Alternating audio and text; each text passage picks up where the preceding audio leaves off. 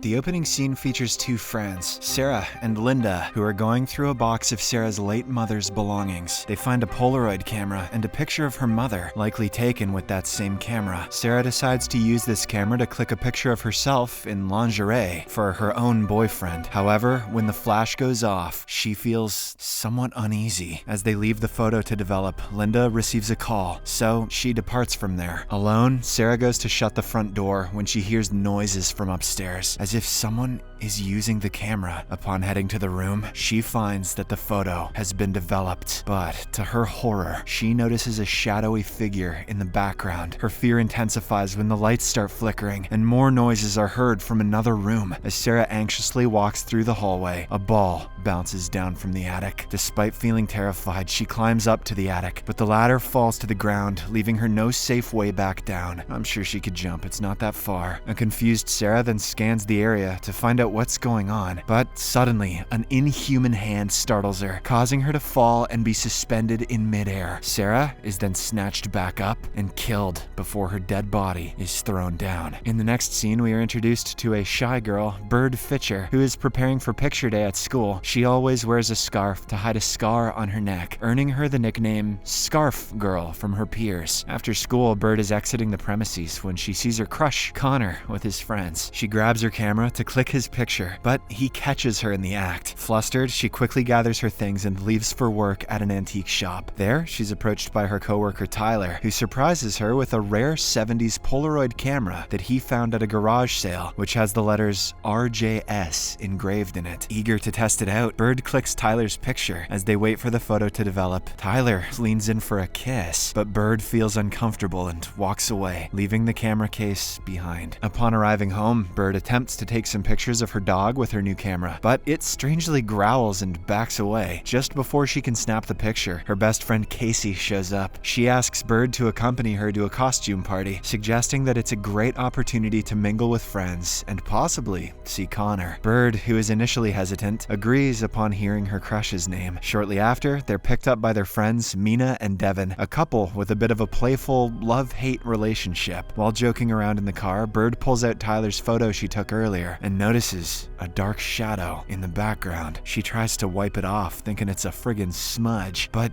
it doesn't go away. Despite this, she doesn't pay much attention and puts it back. On the other hand, Tyler is preparing to close the shop when he spots a bunch of old pictures in a box. He sets them on the projector and begins scrolling. During this, he notices a shadowy figure that moves from one photo to another. Suspecting that there's someone behind the curtain, he swings a hammer towards the shadow, but doesn't hit anything. When he proceeds to check the projector, the curtain morphs into a figure and charges towards Tyler, seemingly ending his life. At the party venue, Bird and her friends are greeted by Avery, the host. Bird already seems uncomfortable, so she stands alone in a corner. Not long after, she notices a guy in a skeleton mask staring at her. How does she know? She tries to evade him, but the man walks right in front of her and reveals himself to be Connor. It's a great relief for Bird. It's creepy as shit, but at least it's the hot guy. And they start conversing. Soon after, they're interrupted by Mina and Devin, who invite Connor to join them in a group selfie. Bird then offers to click their photo using her Polaroid camera, but at the last second, Casey arrives out of nowhere and photobombs. Once again, the dark shadow looms behind Connor. Avery then shows up and snatches Bird's camera to click a selfie, but before the photo can develop, the police enter the party looking for Bird. Next, we see Bird at the police station, where Sheriff Pembroke reveals the devastating news of Tyler's death. He urges her to reach out if she finds any leads regarding the incident. As they converse, he recognizes her last name and recalls an accident she survived in her childhood. This explains the origin of her neck scars. That night, Bird reviews the pictures she took with her Polaroid camera. Much to her surprise, she realizes that the mysterious shadow has disappeared from Tyler's photo and has now appeared in Avery's. Meanwhile, Avery is cleaning her place after the party when she hears footsteps from upstairs. She cautiously heads to investigate, only to encounter a creepy figure lurking in the darkness. Terrified, she runs towards the front door, but accidentally hits her head on a lamp, causing her to fall. Despite this, she tries to crawl away, but the ghostly entity catches up to her and fatally snaps her neck. The following morning, Bird receives a call from Casey, informing her about Avery's death. Shaken by the news, she goes to check the photos, only to discover that the shadow has now disappeared from Avery's photo and shifted to the group photo. Bird then tries to destroy the camera, but it emits a shockwave that knocks her over. That was pretty ridiculous. Later at school, Bird sits with Mina, Devin, Casey, and Connor, all grappling with the recent tragedies. During this, she shares her theory that Avery's death wasn't accidental, explaining how the shadow moved from one photo to another after each death. She warns them that anyone photographed by this Polaroid camera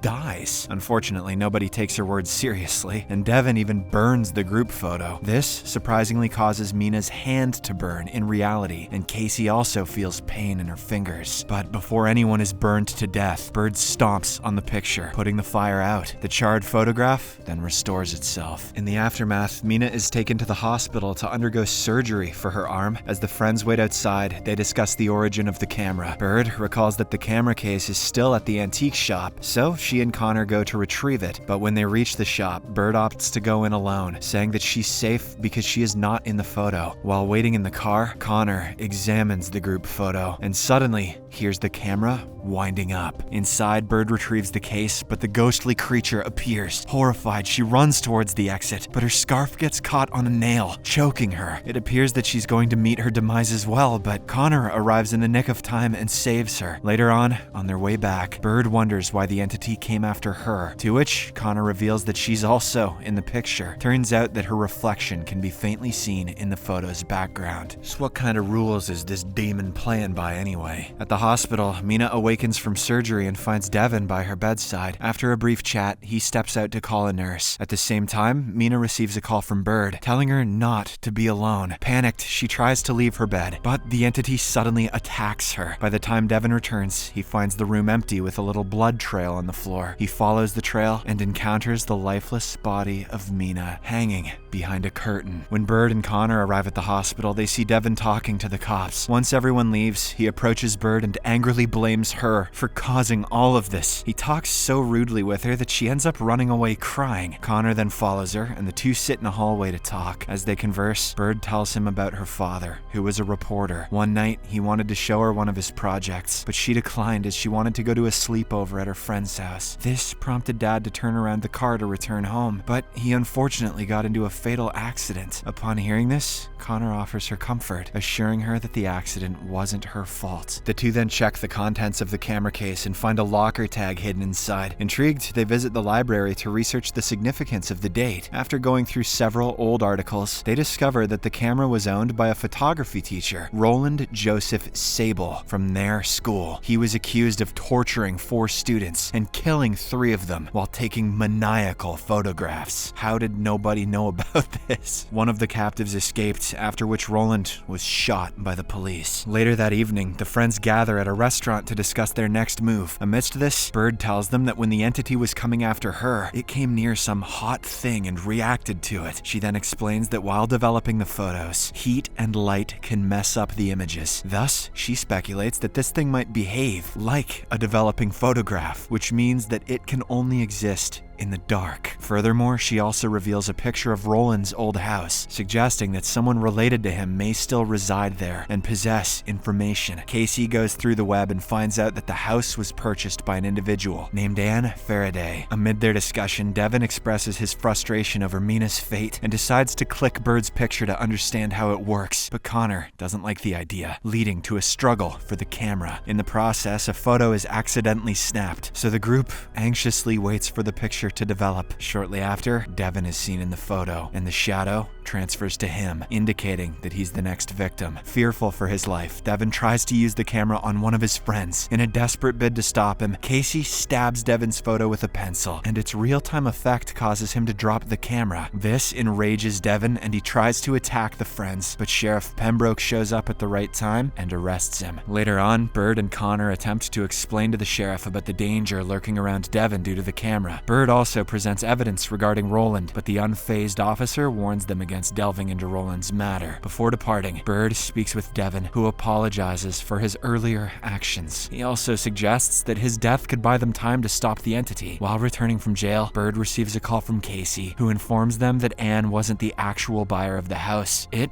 was Lena Sable, the wife of Roland using a fake name. Despite Pembroke's warning, Bird and Connor decide to visit Lena to uncover the truth. Back at the police station, the lights go out, and the ghostly entity attacks Devon in his cell, resulting in his demise. Meanwhile, Connor and Bird arrive at Lena's residence, who refuses to talk to them at first. But when they mention the camera, she reveals that it actually belonged to their daughter, Rebecca James Sable, matching the initials RJS. Lena then leads them to her room and shares her story. Rebecca endured relentless bullying at school and often retreated into her own world. The camera they gifted her became her solace, accompanying her everywhere she went. However, one day, her 4 friends tricked her into going with them. They took inappropriate photos of her with the camera, which they circulated in the entire school to humiliate her. Overwhelmed with shame, Rebecca tragically committed the unthinkable. Following this tragedy, Roland discovered the photos and vowed to avenge his daughter. He captured the bullies in a dark room of the school and clicked their pictures. "Dicks out for Harambe, gentlemen," before starting to kill them. Soon after, the police intervened and they shot Roland, who died clutching the camera. Lena reveals that one of the 4 kids managed to escape and shows them his picture. As she finishes her story, the lights in the room begin flickering. This prompts Connor to check the photographs, and he sees that the shadow has moved back to the group photo. Sensing the imminent danger, they leave the scene and rush to school, summoning Casey as well. Upon arrival, they search through the archive drawers for old yearbooks and eventually match the picture of the survivor Lena gave them earlier. Much to their shock, the survivor is none other than Pembroke. Right then, the sheriff arrives with Casey in handcuffs, accusing them of infiltrating the school. In an attempt to stop the entity from killing them, Connor takes a picture of Pembroke before the latter tosses the camera to the floor. Following this, Pembroke reveals that Lena's story was just a fabrication and that the inappropriate photos were actually taken by Roland himself. He claims that Roland often physically assaulted Rebecca, so he and his 3 friends intended to help her by showing those photos to the police. However, Roland caught wind of their plan and abducted them. As Pembroke finishes his explanation, the entity shows up behind him. The sheriff opens fire, but the bullets don't affect it. It tears Pembroke's photo in half, splitting him to death. The entity then attacks Casey, injuring her leg. At this moment, Connor seizes the sheriff's gun and shoots towards the entity to divert its attention. The girls take this opportunity to seek refuge in the bathroom, where they turn on the hot water to shield themselves. After some time, Bird walks out to find Connor, who soon grabs her arm and pulls her in a room. Bird then comes up with an idea that involves retrieving the camera and going somewhere where Roland can fully develop. As soon as they obtain the camera, the entity drags Connor away. To save him, Bird hurriedly takes a selfie with the camera, drawing its attention towards her. She then leads the entity to the dark room in the basement. Shortly after, the entity grabs her by the neck and begins choking her. In a quick action, Bird uses the camera to snap the entity's image, inadvertently including her fingers. Despite this, she crumples the photo, causing both the creature and her hand to disintegrate. When this still doesn't kill it, she sets the picture on fire, finally ending the entity once and for all. Following this, she reunites with Connor and Casey, who then share a hug of relief. In the final scene, we see Bird, who tosses the camera into the ocean, ensuring that the cycle of events will never repeat. Unless a dolphin gets a hold of it. Those bastards are pretty smart. Subscribe for more videos like this, turn on notifications, and leave a like to help the channel out. Thank you for watching.